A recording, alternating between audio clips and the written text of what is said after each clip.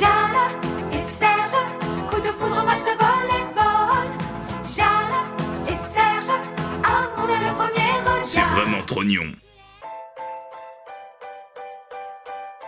À l'occasion de la Japan Expo, je vous ai concocté une vidéo consacrée, vous l'aurez deviné, au Japon. Sans blague. Ok, on connaît tous l'engouement de la France pour le Japon, mais comment expliquer un tel succès? Et surtout, est-ce un phénomène si récent que cela?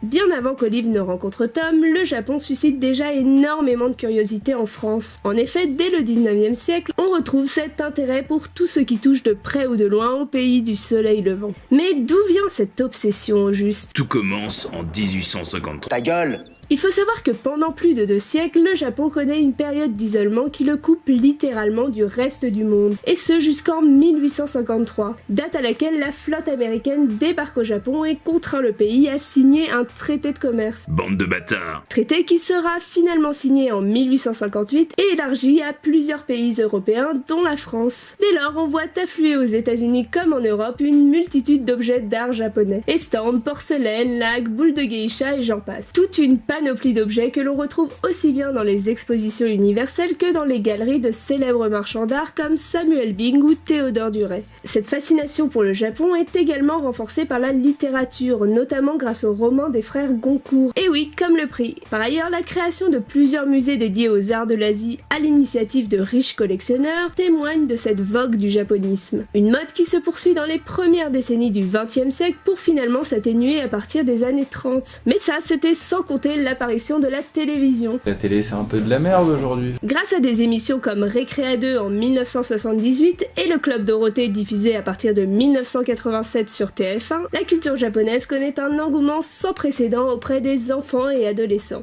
Vive Sailor Moon! Parallèlement à la diffusion du Club Dorothée, sont édités au début des années 90 les premiers mangas en version française. Enfin, l'avènement de jeux vidéo tels que Super Mario et Pokémon finissent de séduire le public français. D'autre part, des institutions comme le Grand Palais ou encore le Centre Pompidou mettent à l'honneur le Japon et ses liens avec la France dans plusieurs expositions. Si l'ensemble de ces facteurs ont grandement contribué au déploiement de la culture japonaise en France, cela ne suffit pas à comprendre pourquoi les Français se reconnaissent autant dans cette dernière. Malgré tout l'amour que je lui porte, Nicky Larson n'est pas la seule raison du succès rencontré par le Japon en France. I am shocked! Shocked!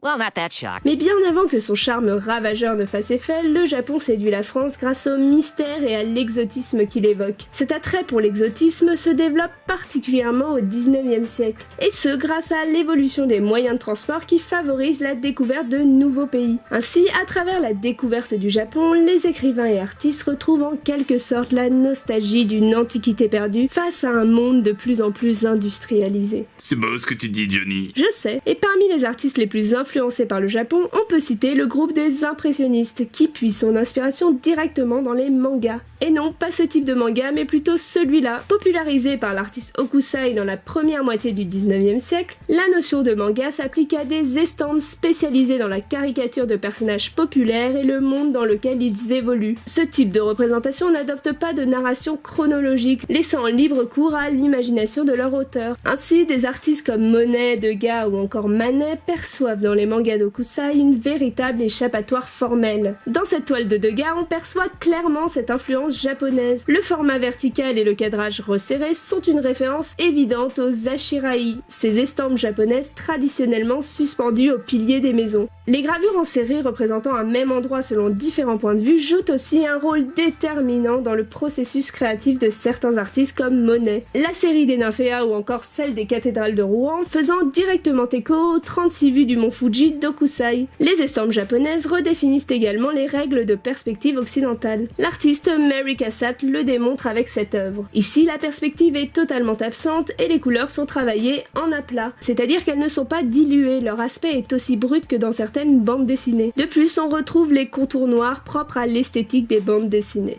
Mais les impressionnistes sont loin d'être les seuls à adopter ce traitement particulier de la couleur. En effet, on le retrouve également chez des artistes comme Van Gogh ou Gauguin. Ainsi, le japonisme a fondamentalement bousculé les codes de la création artistique française, et c'est en cela que cette mode du 19e siècle se distingue de ceux que nous connaissons actuellement, car aujourd'hui, la fascination pour le Japon va bien au-delà du domaine artistique. En plus des mangas et jeux vidéo, le Japon s'invite également dans la mode et la gastronomie. De ce fait, nous sommes passés d'une tendance réservée à une certaine élite au 19e siècle à une culture accessible à tous. Grâce aux émissions des années 80 et 90, cette culture devient populaire et s'immisce dans le quotidien de millions de jeunes, et ce dans un contexte d'autant plus favorable que depuis les années 70, le marché de la bande dessinée pour adolescents est quasiment inexistant. Ok, Tintin et Astérix existent, mais sont déjà établis depuis longtemps et ont du mal à renouveler le genre. Le manga, tant par son innovation formelle que thématique, permet d'insuffler un vent de renouveau et de fraîcheur dans l'univers de la bande dessinée et par extension de l'animé. La personnalité des différents héros joue aussi pour beaucoup dans cette réussite. Ces derniers sont bien moins lisses que le sont les personnages de Disney à cette époque. Il leur arrive de commettre des erreurs, de montrer leurs faiblesses. Ils ont à la fois un côté très humain qui les rend attachants et une particularité, un don qui les rend uniques. Avec les mangas et animés, on est aussi dans une approche beaucoup plus adulte du récit. On a tendance à moins infantiliser le public. Bonjour, j'ai 8 ans et demi. Il y a ce sentiment de transgression, de subversion qui peut paraître absolument fascinant pour un adolescent.